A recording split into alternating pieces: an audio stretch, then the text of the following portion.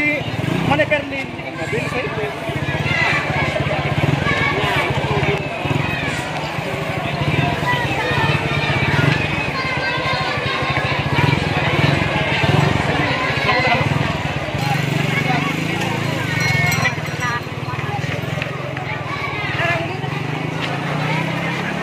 Tangin ang lampu.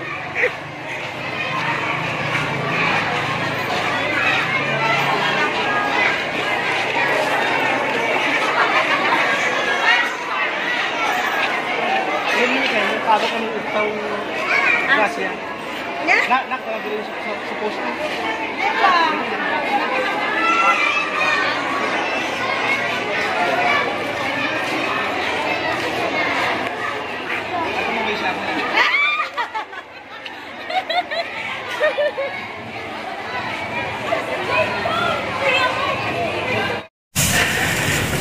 Di ka na mag-iisa,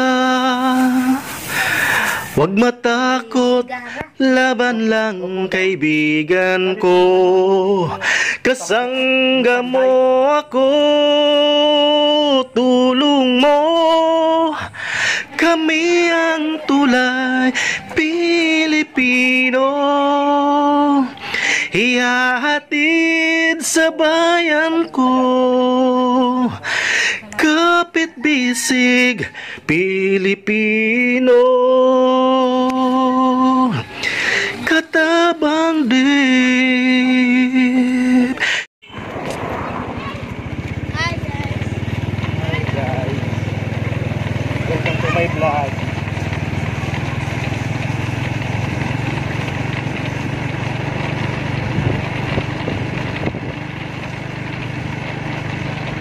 Dati bakat sa Balgi sa Barangay Ginebra.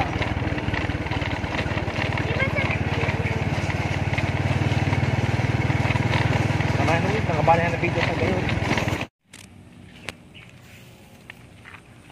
Tao po. Opo. Sa trabaho ba? Si Ate Carlin po. Gaman. Sa Sukat Bumbo.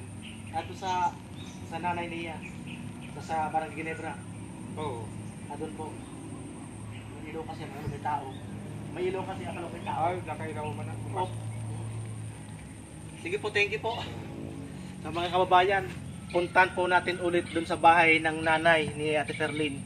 Kay Ate Marlene Mendoza. So, sa Barangay Ginebra. So, doon po natin pupuntahan kasi baka po nandun. So, ito po yung bahay nila. Pinuntahan namin sa court dahil po may relief good. Nagbakasakali po kami na doon namin makita si Ate Perlin. At yun nga po, doon namin siya nakita sa lugar. Si Mane Perlin. Sabi sa ito.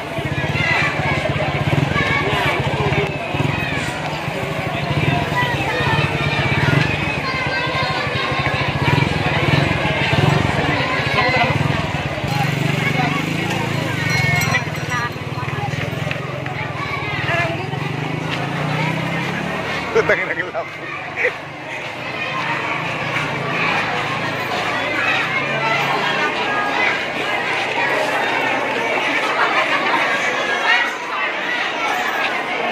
Ini kayo, pago kami itong grasya. Nak na dili sa post.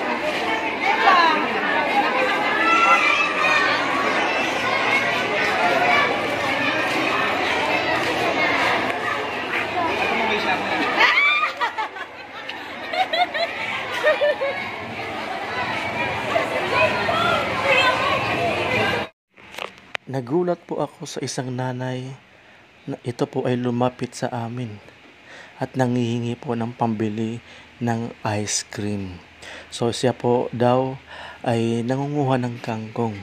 So nandun po siya sa lugar para po maghantay, para po makakuha ng relief goods. So agad ko pong binigyan ng pera para po sa pambili po niya ng ice cream. Marahil ay paborito niya ang ice cream.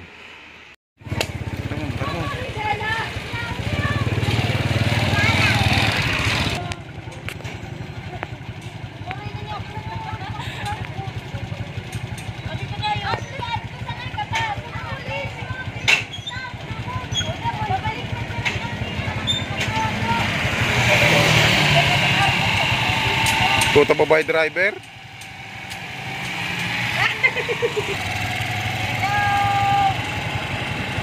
Ay, ito.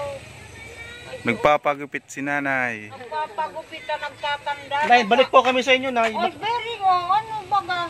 Pwede makikain. Ay, da naman may panura. Ay, ako naman sa sardinas. O so, yung bibigay kong cash, bawas natin pang pakainan sa labas. Pwede rin kung gugustuhin. Bakit? Hindi man ako makapagpigil. Nagbabalik kami. Nagpapagupit na ako sa burang na nila. Mga kababayan, nagpapaganda ang nanay. Si Ate Marlene Mendoza.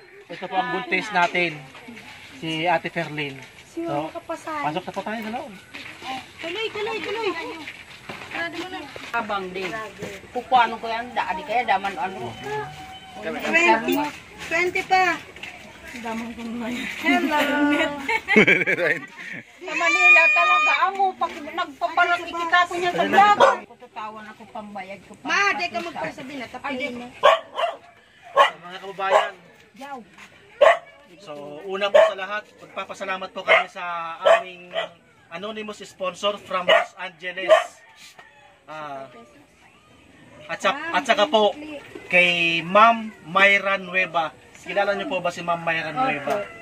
So, nakita po ni Ma'am Mayra yung interview ko po sa inyo. So, good news po kasi nagpabot po siya ng tulong para po sa pamilya po ninyo. Galing po kay Ate Mayra Nueva. 500. Thank you. Ngayon po, dahil nagugutom po kami, itong 5,000 ang tanghalian namin. Joke lang po mga kababayan. So sabi po ni Ma'am Mayra, so di po kayo pinapaalis dun sa lugar. Sa kinatitirikan po ng bahay po ninyo. So magsawa po kayo hanggat gusto nyo, hanggat kailan nyo gustong tumira po sa lugar. Yun po ang sabi ni Ma'am Mayra Nueva. So baka may gusto po kayong sabihin sa sa sponsor po ninyo, sa si Ma'am Mayra. Ano po masasabi po ninyo? Kasi napanood po yung video po ninyo na pinapalis na daw kayo. Pero kung totoo po, hindi po pa naman. Thank you, Lord. Ay, Diyos ko. Nakatirik na kasi kami doon sa pinsan namin. Nakatirik na. Nakalagay na. Nakalagay na. So, kahit na po, maganda ko na po kay Ate Mayra. Mayra, salamat po sa pagpapatira sa amin ng matagal. Kahit na po hindi ko kayo kilala, pinatirik nyo pa rin kami sa lupa nyo. Maraming salamat po. Lalo na sa tulong mo. So yan mga kababayan, hindi lang po yan ang bigay ng ating sponsor. May additional po yan. Galing po yan ng Los Angeles anonymous sponsor po natin. 1,000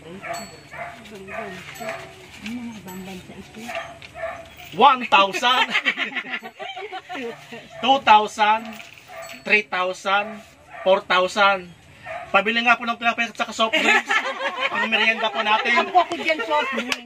So ito po, 5,000 po. So ano po ang masasabi po ninyo sa sponsor po ninyo from Los Angeles? Thank you po from Los Angeles sa aming nag-sponsor. Maraming tulong na po ito.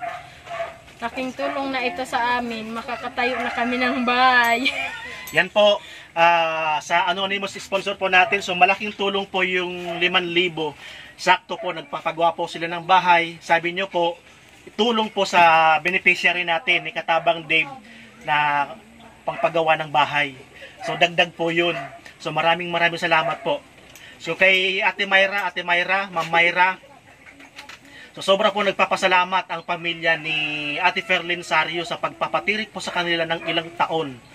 So sabi po ni Ate Ferlin, so nakapagpatayo na daw po sila doon sa lilipatan po nila. So nasa kanila po yung desisyon. So pero po maraming salamat po sa inyo pong kabaitan. Kahit po kahit po hindi kayo kilala ni Ate Ferlin, sabi po niya, So nagpapasalamat po ang pamilya. So maraming salamat po. Muli po, pasensya na po ulit kayo sa mga hindi po namin lahat mapagbigyan sa mga nagchat-chat po sa amin na sa mga inaabot po ng bagyo ng Christine. So pasensya na po kasi po nakadepende po si Katabang Dave sa sponsor. So kung magkano lang po ang nalilikom po ni Katabang Dave ay pinagde-divide po namin. Except po dito kay Anonymous from Los Angeles ay ibigay na po namin ng buong buo ang pera, ang cash para po sa pagpapatayo ng kanilang bahay. Sa mga susunod na araw po kung may dating po pong mga sponsor po, ibibigay po natin yan sa mga kababayan natin po na sinalanta ng bagyo. So marami po tayong pwedeng matulungan. So sana po yung mga nakakapanood po nito, sa mga charity viewers, sa mga silent viewers, sa mga sumusuporta po kay Katabang Dave, maraming salamat sa mga sponsors po natin. Sana po patuloy nyo pong suportahan si Katabang Dave para po sa mga kababayan po natin, lalo po sa mga ganitong pagkakataon na sinalanta ng bagyo. So nandun po yung pagmamahal ninyo sa ating kababayan, nandun po yung puso, pagmamahal sa kapwa. So muli po, nagpapasalamat po kami. At saka po pala ang charity group ng Team Bicol. So sana po wag po kayong sumama ang loob. So patawad po, pasensya na po, sorry po sa hindi po napaabutan ng ayuda ng mga charity group ng Team Bicol kasi po nakadepende rin po sila sa kanilang mga sponsor. So kung magkano lang po yung nalilikom na fund, so yun lang po ang nabibigyan kasi po hindi po lahat na-accommodate dahil hindi po kaya ng budget. So pasensya na po sa di po inaabot ng ayuda. So eto po si Nanay Marlene nagpaganda po. Siguro po may manliligaw na po dyan. Ano Nanay Marlene? Opo. Opo daw po. Wala na. Salamat. Nabigyan yung tabang so anak ko. Nag-ilang linggo kami laba. Masakit na yung kamay ko. Uwi ako sa Maynila, yung kuko ko. Kailan pong balik ka ng Manila, Nanay? Sana nga bukas. Nanay, pagdating ko ng Manila, mag-mic po kayo. Metro Manila, support nyo si Katabang Dave. Ay, alam mo talaga, totoo lang. Kung may internet lang dito, lagi ako sadya nanonood talaga. Para Nanay, sa susunod, bibigyan kita ng asawa. Naku, ayaw ko na niyan. Bahay Ayaw mo na na? lang. Bahay na lang. Oo, kung mag-aasawa ko, dapat noon pang bata pa. Ngayon matanda na. Wala na. Ayaw ko So, ng asawa. Muli po, pasalamat ulit tayo sa ating sponsor sa Anonymous at saka kay Ate Mayra. Salamat, Mayra Nueva, sa tulong mo para sa aming pamilya, sa Sario family. Sana tumagal pa ang buhay mo, Ate Mayra. At sa Anonymous po natin from Los Angeles. Pasalamatan niyo. Salamat sa Los Angeles po. Sa Sa Anonymous ng Los Angeles. So ngayon po Ate Mayra, saan po yung kasama po ninyo? Si Kuya? Nagtatrabaho po. Nagtatrabaho. Opo. Para nga daw po maka ano na ng pangpabahay, pangpadingding, pambili ng ano. Yung pang paano sa lilipatan po ninyo. So ngayon po mga kababayan, buntis po, kung napapansin po ninyo, buntis po si Ate Ferlin. So ilang buwan na po yan Ate Ferlin? Magsi 6 months. Mag 6 months. Opo. Pangalawa. Pangtatlo. Pangatlo, matibay mga kababayan, di ba? Pangatlo. So ngayon po, maraming salamat po. Bangon Libon, Bangon Bicolandia. God bless po sa ating lahat. Mabuhay sa mga sponsor po ni Katabang Dave. So di na po ako mahiya mga kababayan. Gugutom talaga ako. Ito po si Nanay. May tindahan naman si Nanay kahit konti po. Gusto ko magmerienda. Gugutom ako.